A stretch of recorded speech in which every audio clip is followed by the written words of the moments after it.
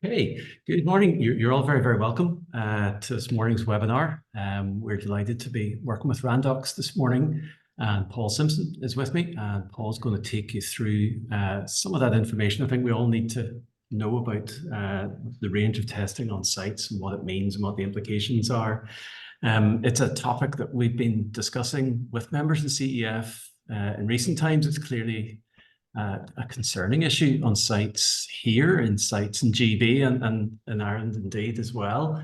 And I know we've provided information with our legal patrons, Bill Selig, about the legal standpoint in terms of policies and so on, but I know there's a lot of interest in what the practical implications are for testing, which is why I've invited Randox this morning just to share with you what they provide. Other services are available. Paul, you don't disagree with, but obviously you're a very successful local business delivering these services, and you have a number of clients already in our sector, so you're well placed. Just in terms of housekeeping, we are recording the webinar this morning, just so that you know, that's so that you can come back, look at it again, or colleagues who maybe missed it. Paul's going to do a presentation. I'm going to keep an eye on the Q&A box. If you see at the bottom of your Zoom screen, you have a Q&A box. If that's where I'd like you to put your questions, and I will raise those with Paul at the end on your behalf. So with no more ado, Paul, then I'll hand over to you to do your presentation, and we'll catch up on the other side. Perfect. Thank you, Mark, and thank you all for attending. So yeah, we're just going to go through a bit of a presentation around drug and alcohol testing and what it sort of looks like within the workplace, and specifically within the construction industry. And as Mark did allude to, yes, we are a provider of it, and there are other providers of it, but basically everything that's covered here is something that should be provided or offered by any provider for the drug and alcohol testing. So we'll just go through a bit about what needs to be done in advance. So some companies will already have policies in place or already have certain aspects or types of testing in place, whereas others, it could be completely new. So it's just covering all the bases, because it is important that whenever testing does start, that it hits the ground running, and it's correct, from the moment of inception. Different testing methodologies. So there are various testing options for drugs, and it's just having a look at what those options are, and the differences. The testing process as well. So if there was a test being carried out either on your site, or if your employees were maybe on another site, for the site, the main site contractor, what it might look like for the guys and girls that are being tested, and then just a wee bit about data protection and protocols. So as I go through, I will be making reference to a few different things. So 10, 12 panels, basically just the number of drugs that are tested for in the panel. So in oral fluid, a 10 panel is testing for 10 different drugs. In urine, 12 is testing for 12. Adulteration is any possible attempt where an individual tries to tamper with the sample.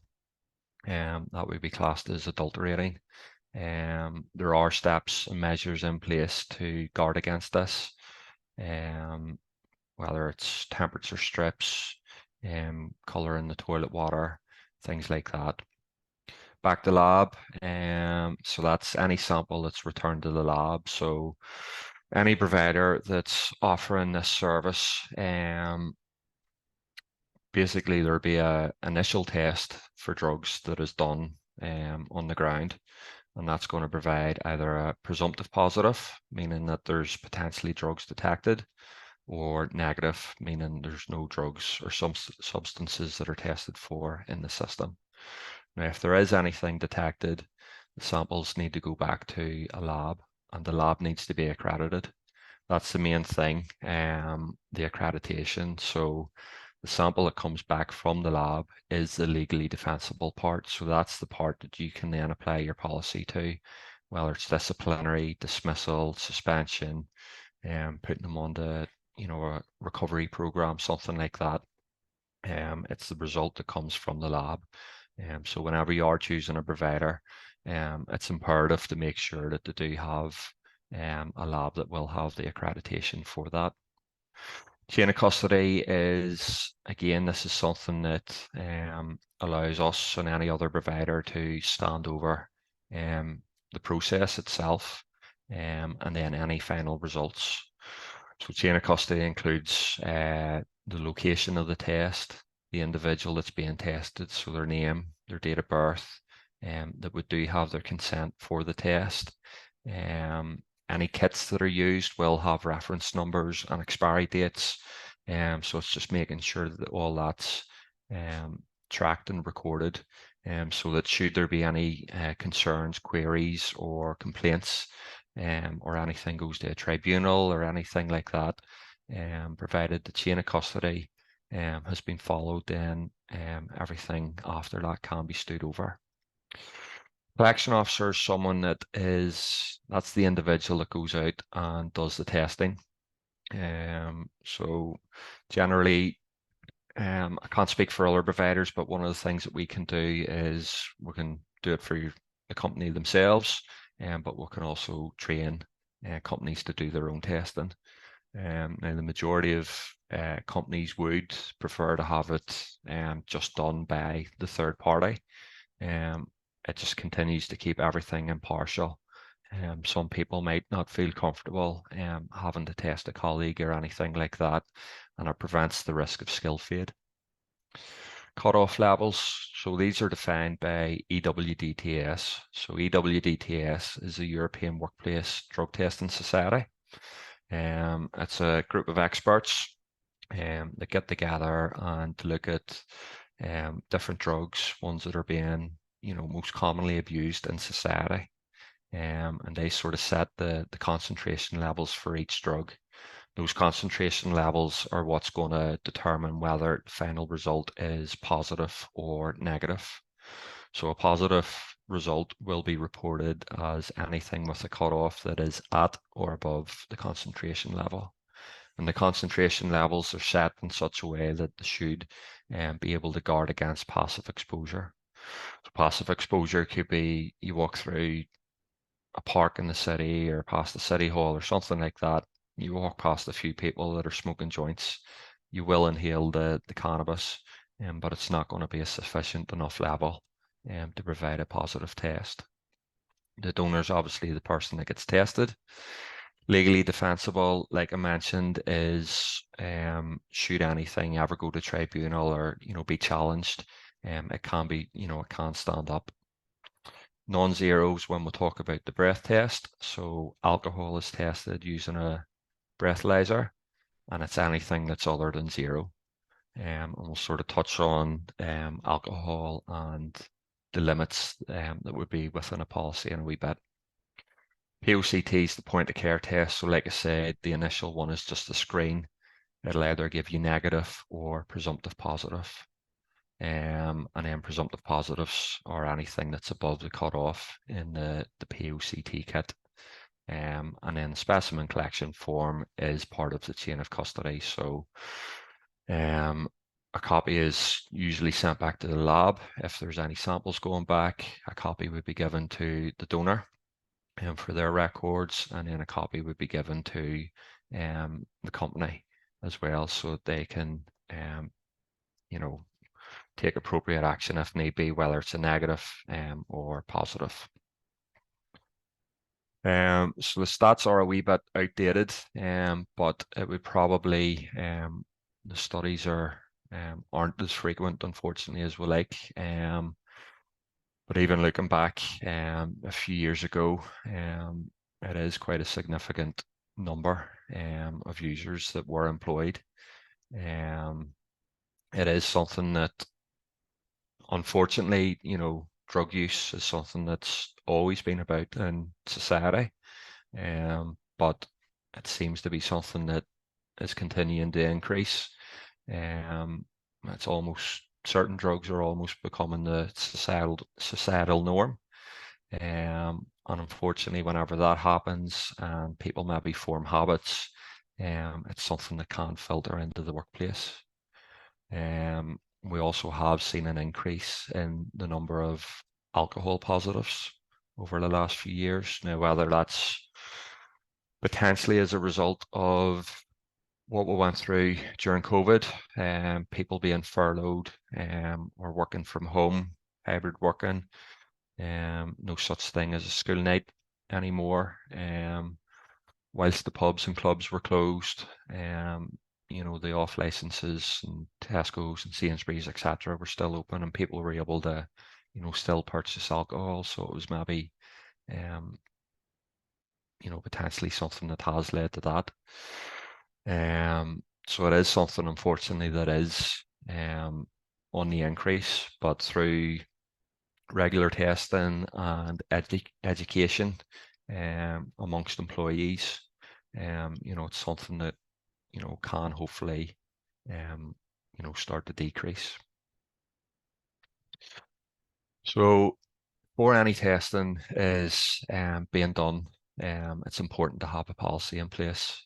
Without the policy, it doesn't really give you anything to stand on whenever it comes to if you are going to have to take further action. Policies and drug testing shouldn't be brought in to cull the herd or reduce the workforce or anything like that. It's about creating a safe working environment. Everyone has the right to come into work and then go home at the end of the night safely. There's also the risk of reputational damage to the company itself. If there is a serious accident or a fatal accident or anything like that, and following investigations, it's found out that alcohol and or drugs were a potential factor. It's something that is going to severely damage the company involved. Again, certainly over the last couple of years, there has been an increase in push towards mental health and looking after that. And ultimately, someone that misuses illicit substances, for a prolonged period of time and quite frequently, it is going to have a detrimental effect, not just on their physical health, but also their mental health as well. So there is encouragement to adopt a drug and alcohol policy. Whenever we talk about alcohol, we don't say that people need to go teetotal. And again, that's not something that should be within a policy.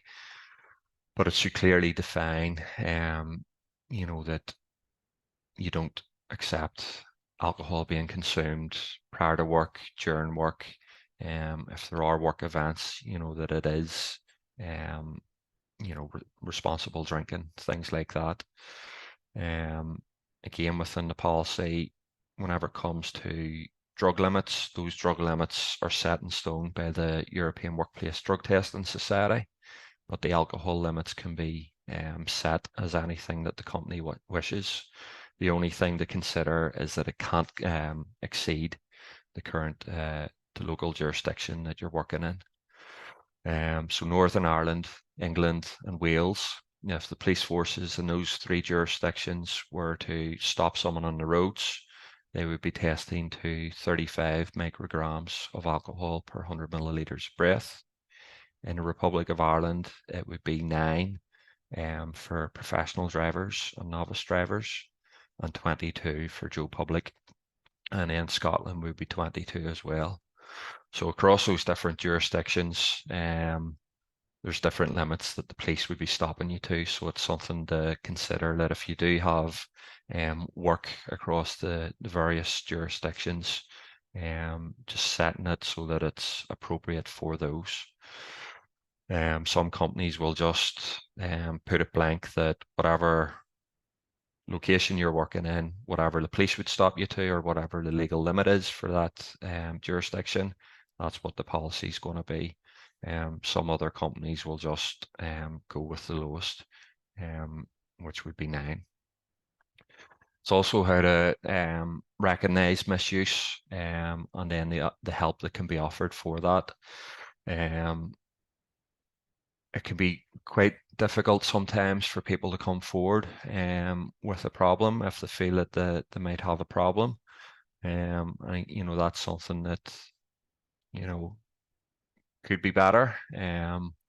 But it's putting the right steps in place should anyone come forward, how they can receive that help.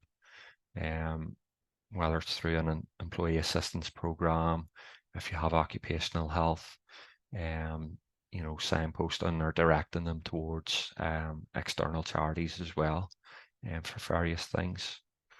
And then what point and circumstances is the misuse treated as disciplinary rather than a health problem? So certainly if someone comes forward prior to any testing and says, I've got a problem with X, Y, or Z, drink or drugs, help them, put them through the assistance program or the charities, continue, have them tested on a periodic basis, just to make sure that they're sticking to that help, rather than someone that fails a test and then maybe says that they've, got a problem to, try and get away from the disciplinary aspect. But like I said, every person has the right to come into work and be safe and leave safely. So things to consider, whether you've got a policy in place already, what the purpose of it's going to be and who should be included within the policy for testing. So there can be breaches of health and safety regulations, and there can be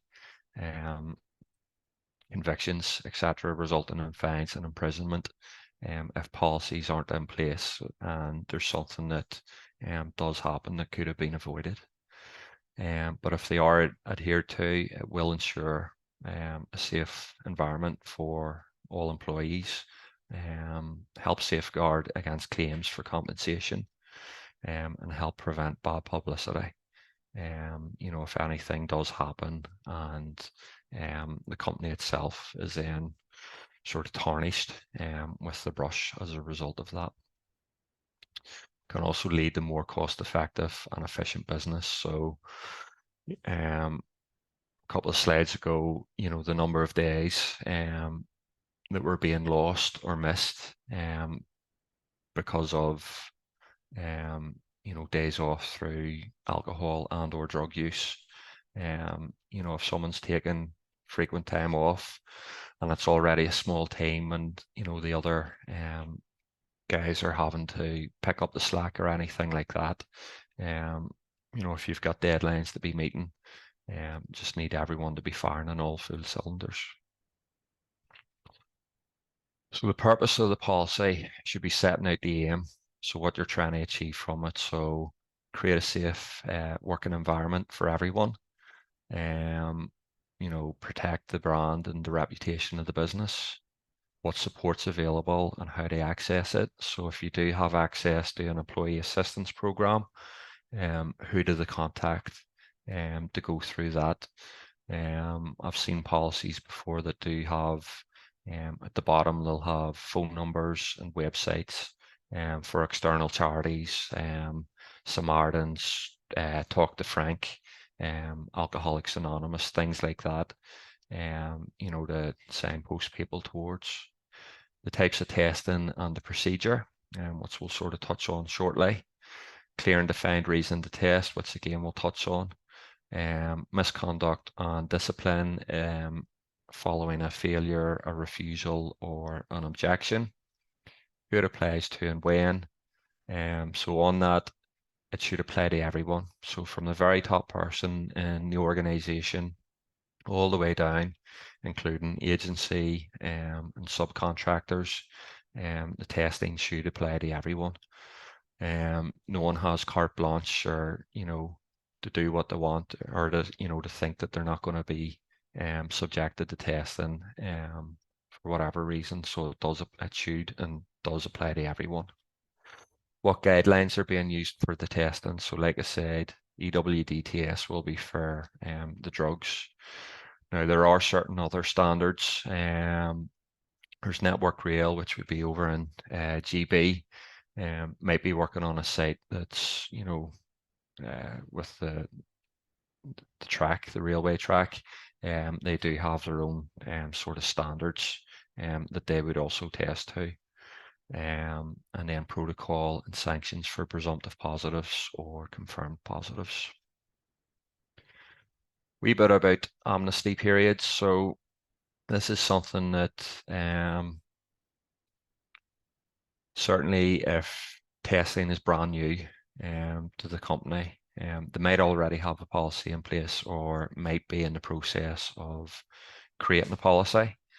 But once the policy is ready and fit for purpose, and everyone's aware of it, amnesty periods can be brought in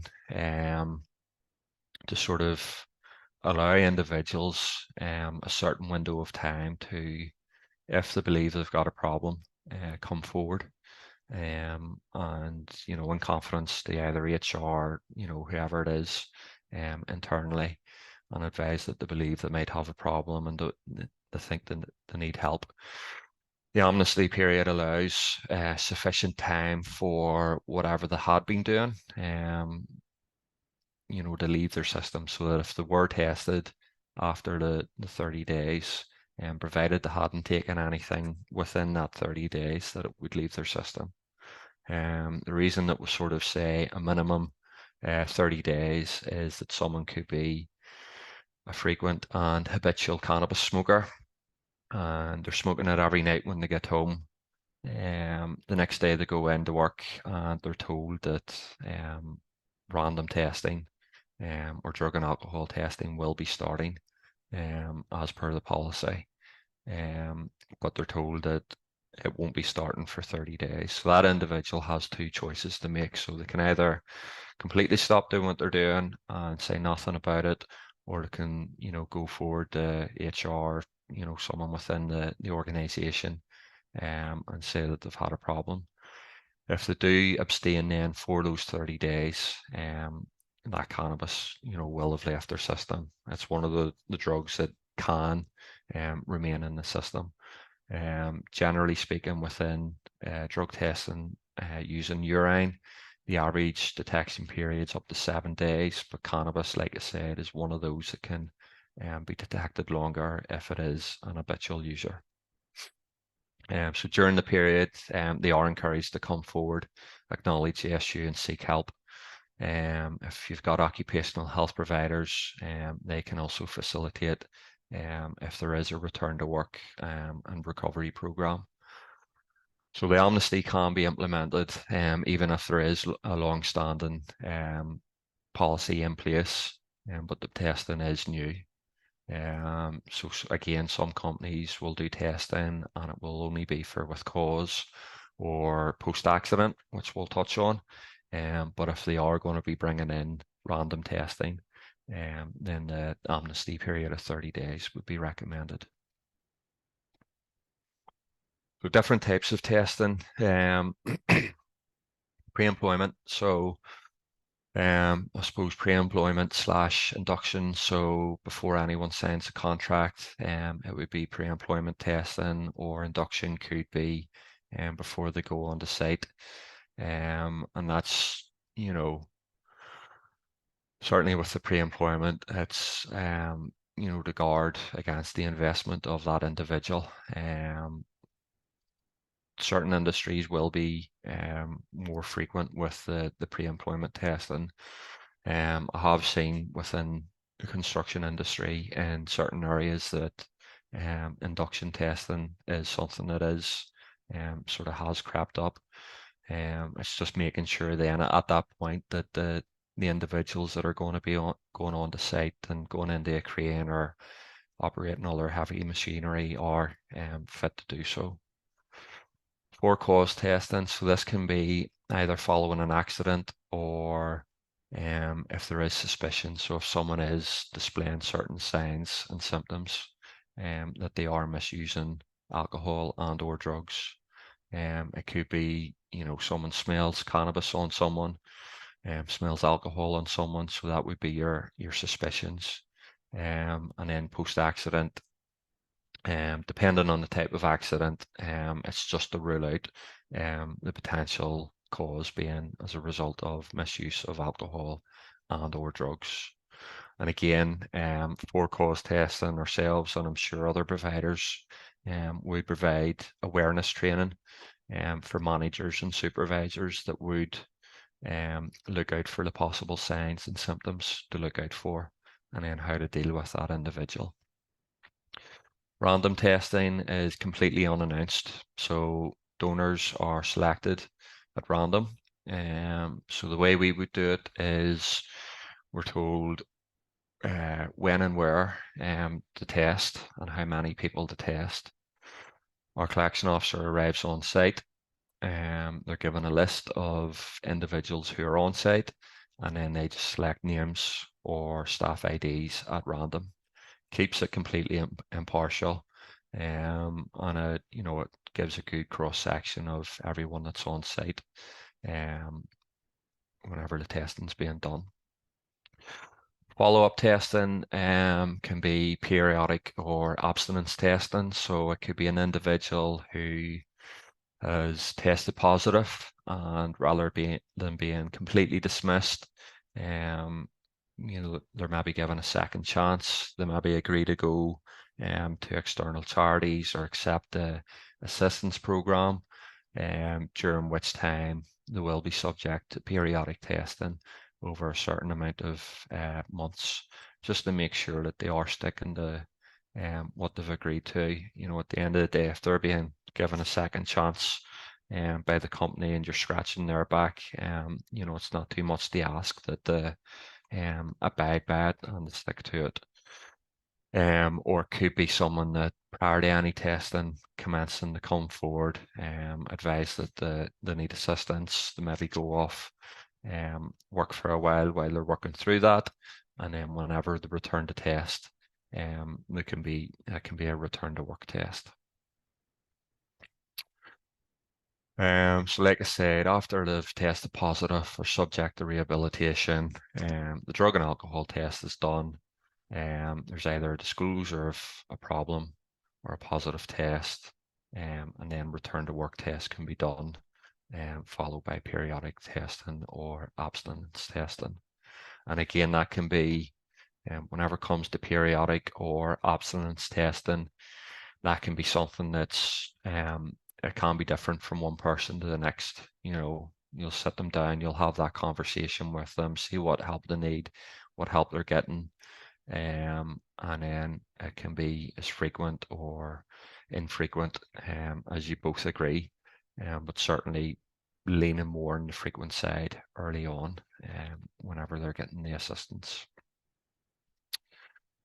So different types of testing that can be done. So there's only one for the alcohol, and that's the breathalyzer. So that's that device, that's a breathalyzer. They should all be home office approved, and they should all be accuracy checked and within calibration. Provided they're used whilst they're within the calibration period, you can stand over the results. So whatever result you get off a breath test that is calibrated, you can stand over it. There's no need for any confirmation or follow-up testing for it. There's urine testing, hair testing, and oral fluid testing. The urine and the oral fluid would be the two most common across the majority of industries and sectors, certainly within the construction sector as well, for testing. The hair testing, generally it would be aviation industry and the security forces or the police, but it can also be used as part of the abstinence or periodic testing. Urine testing generally detects up to 7 days since consumption. Oral fluid can be anywhere between 24 and 72 hours. Hair testing can be, if it's 3 centimeters taken from the head, it can be up to 3 months. If it's body hair, it can be up to 12 months. So that's why it's primarily used pre-employment for police and aviation, but it's also a benefit for the periodic and abstinence because it will cover maybe periods in time when the urine or oral fluid test wouldn't have covered. So the process for testing is it is totally voluntary, but that's where the policy will kick in and generally state that failure to comply or provide consent could lead to disciplinary procedures or treated as a presumptive positive or could lead to dismissal. So in the chain of custody paperwork, we do ask for the consent from the donor, the consent that they agree to the test being conducted, and should there be any samples going back to the lab, the consent to the lab doing the analysis and then reporting it to the company. So if someone refuses to tick those boxes or provide that, that would be classed as failing to comply. It could also be if they try to frustrate the process, the breath test, the urine test, or the oral fluid test. We've had people before that have blown into sucked the breathalyzer, blowing out the side of their mouth, trying to get a false reading or, trying not to give a reading at all. But, that's something that the collection officers or if the company's trained to do it themselves are able to pick up on. So that would be classed as, failing to comply.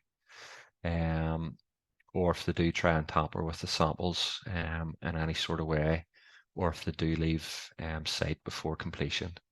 So that could be random testing is going to be conducted on site. The individual's told that they have been selected at random, they could then just walk off site, and that would be classed as failing to comply. And then trying to adulterate urine samples. But again, there's steps and measures in place to guard against all of this. Whenever it comes to thinking about your testing, it's imperative that there needs to be an appropriate place for the testing to be conducted. We also need to make sure that the employees are aware why they're being tested. So a donor can't be snuck in as a random test if there's a suspicion that someone's misusing and the company wants to test them specifically as a with cause. It can't be pretended that that individual has been selected at random. On the paperwork that's filled in, the reason to test random pre-employment with cause is ticked. That goes on any subsequent reports afterwards, and it's a can of worms that the company doesn't need. If it comes out that there was any sort of funny business trying to sneak them in as a random. It needs to be private, so it is. There needs to be a private room where they've got visual and oral privacy. There might be a case where medication is asked about, and that's something that's only private between the donor themselves and the collection officer. So it shouldn't be for anyone else to hear what's going on. The only people that'll ever find out about the results that happen on the day will be the donor themselves and the point of contact, and then subsequently the pre-authorized individuals within the organization. The point of contact is the representative from the organization who assists the collection officer in bringing the individuals to the testing facilities after they've been selected by the collection officer, and then also the person that deals with the individual should there be a presumptive positive for drugs or a positive for alcohol, ensuring that that individual then gets home safely. They are entitled to bring in a witness, but the only thing is that the witness needs to be there at the time. It can't be someone that's 2 hours away, and the witness isn't able to interfere in the process in any sort of way. If the collection officer or the person doing the testing believes that the witness is, trying to interfere too much, they can be asked to leave. Whenever it comes to urine testing, so obviously we do need toilet facilities, but the collection officer would mark off an appropriate cubicle or toilet facility, and then just remove anything from within it that could be used to tamper with the sample. There have been cases in the past where people have managed to sneak in someone else's urine, but like I said earlier on, there are temperature strips, so whenever they've put the other urine into the pot and given it to the collection officer, it's been too cold. They've tried to adulterate it with water from the toilet, but again, the water in the toilet usually will have blue dye tablets or something that colors the water to guard against that.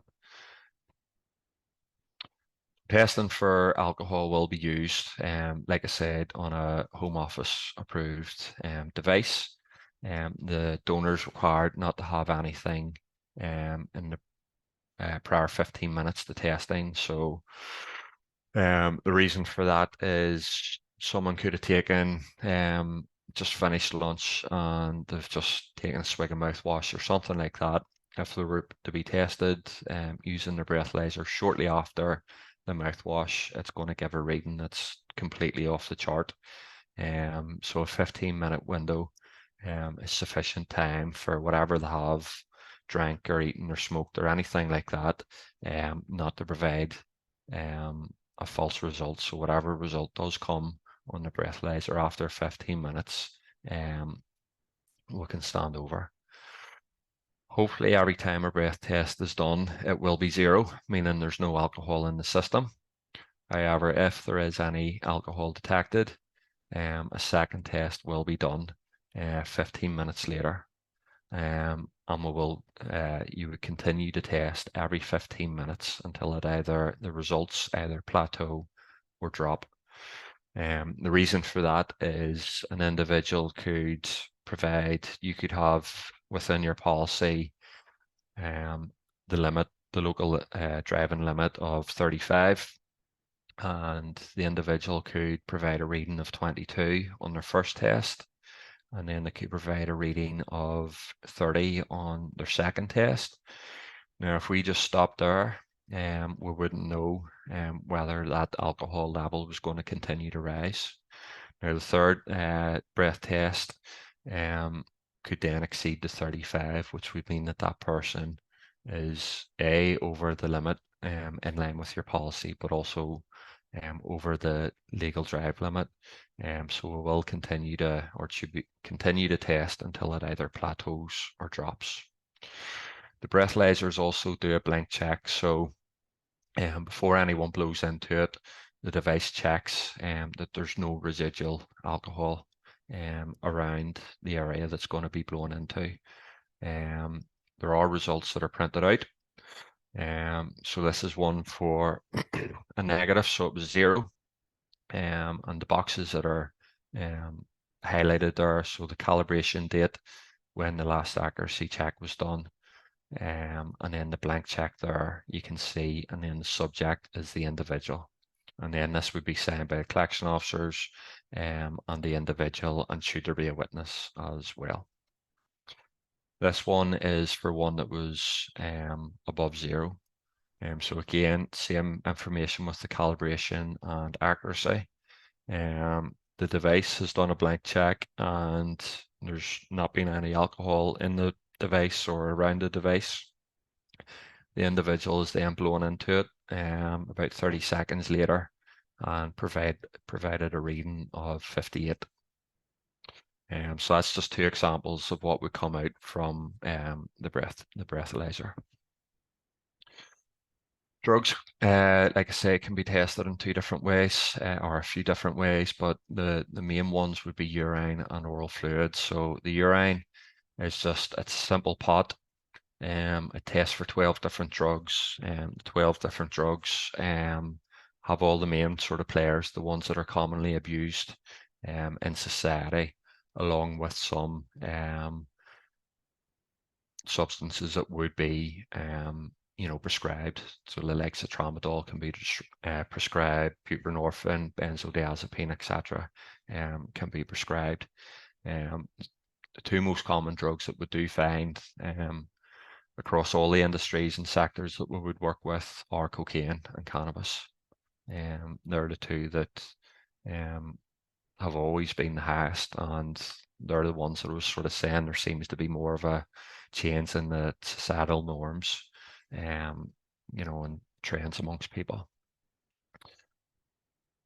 The devices have a similar technology to the COVID tests that we were accustomed to a few years ago. With the lateral flow, the only difference is with the COVID tests, you didn't want to see two lines. Two lines would have meant on the lateral flow test would have meant you needed to then do your PCR, which wasn't very pleasant.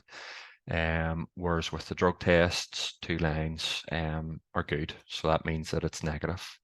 So a presumptive positive is only whenever there's only one line showing in the strip. So that would be the control line. If there is anything detected and presumed positive, the sample would be split into two. So you've got an A sample and a B sample. The A sample is what your service provider's lab would test, and then they'll do the analysis and then provide the results of that, determining whether it's negative or positive. And then the B sample would be for the individual. Should the final result be positive, the individual has the right to challenge that result using the B sample. All samples are sent back to labs using strict chain of custody processes. There's security seals put over all samples that go back, and they're put into tamper-evident bags as well, to prevent anyone getting into it. And any lab, that would be one of the first things that they're checking for. And like I said before, it's the lab result that is legally defensible and actionable. So they're just what the samples are drawn into, your A and your B sample, and then they're obviously security sealed. And that's the bag. Oral fluid is 10 panels, so it's only testing for 10 different drugs, but again, cannabis and cocaine and some prescription medications are in that as well. And again, this one looks more like the COVID tests, but same as the urine, two lines is good. So there's five strips here testing for 10 different drugs. 3 drugs are tested for in the first, the second, 2 drugs tested in the third, and 1 drug each in the last 2 strips. And again, the same process of a presumptive, it needs to go back to the lab. So there would be 2 samples, your A sample and your B sample. And again, they would be securely sealed and signed and sent back in tamper-evident bags to the lab that's going to perform the analysis. So it sort of touched a wee bit on medication. Medication should only ever be asked if something is detected. So if it's a negative test, it's no one's business what medication that individual's on. It doesn't have any relevance or anything like that. So the medication is only asked whenever there's something detected. Now, the paperwork that we use is there's 4 copies of it, and everything that's written on the white copy here that you can see copies through to the other 3 pages, with the exception of the medication. that medication's only then shared with the lab, so that the toxicologists can determine whether the results are consistent with the medication. Chain of custody. So like I said, there's unique barcodes, tamper evident bags. If the sample that the lab tests is positive, I'm not sure about the retention period for other providers, but we retain it for 12 months, and the individual has the right to challenge our findings within that 12-month period. Results and certificates are turned around within 3 working days on receipt in the lab. If the sample is tested by the lab and it's negative, it's retained for 14 days and then disposed of. Positive results are only whenever drugs are at or exceed the European Workplace Drug Testing Society limits. So I've sort of touched on the 15 minutes. The lab turnaround is within 3 working days. And again, this is just, I can't speak for other providers. If they're unable to provide oral fluid sample, they're provided water from a sealed source and continue to try. Feeling that after a certain amount of time, you would back up and do a urine sample. It's the same with urine sample. If unable, not everyone can urinate on cue, stage fright, they've maybe just been. There's a shy bladder process, so they're given water every 30 minutes, up to 2 hours. If they still can't, after the 2 hours, then a backup test would be done in the way of oral fluid. And that's just a wee bit about the shy bladder. So confirmation, it comes from the lab, are either going to be negative or positive. So if it's negative, it could be that there's no drugs present, or it's below the cutoff guidelines by the European Workplace Drug Testing Society.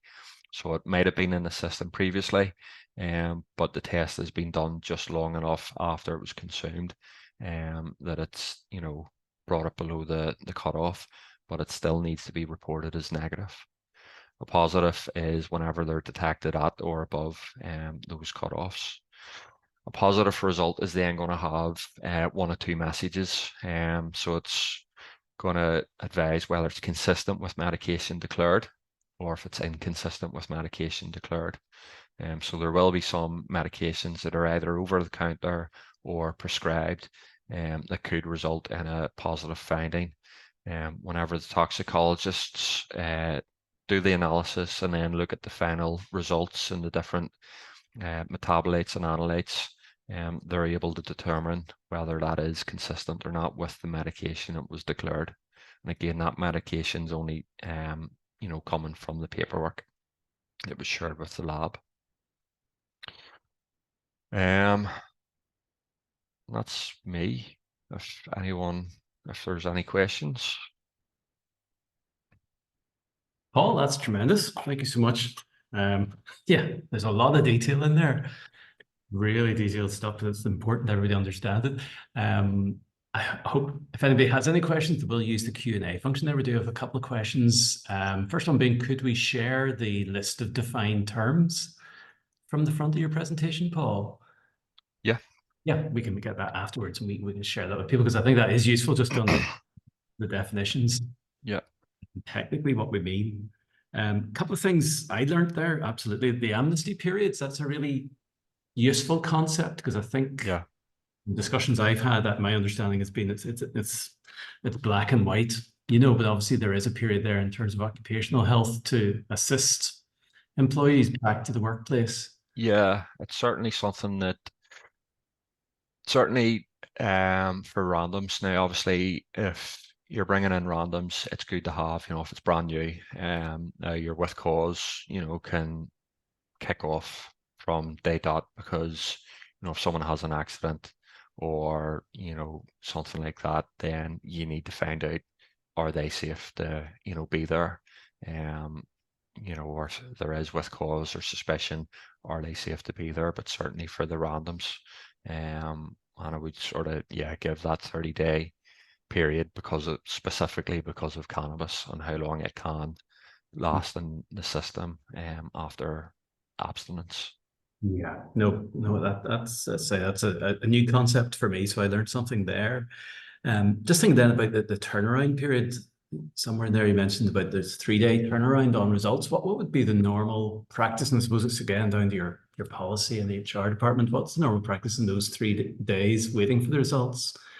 Yeah, so generally, it could be the individual is suspended, pending the results, either on full pay, or if it's a subcontractor, they could just be, asked to not return to site pending until the results come back in. Depending as well on, where the testing's being done or the role that the person's in. It might be restricted duties or just a change in duties, something that's taking them away. They might be sent into the office to maybe do something. And again, that can maybe come down to what was it that the tested presumptive positive for? Was it something that might be because of medication, or might it be, was it something that was illicit? But generally, it would be suspended pending results with pay. Super, super. With no other questions coming through there, I suspect that's a lot of information for people to take on board. Your contact details are there, Paul. So obviously you're happy if anybody wants to follow up Yeah, with you subsequently, and yeah, we share those details by email afterwards as well. But no, listen, I think that's been hugely instructive, really detailed. Thank you so much for no that. worries. Very, Thanks for very having me. not at all. Our absolute pleasure. And as I say, we'll share your contact details and hope everybody find that useful this morning. Thank you very much, Paul, again. Thank you.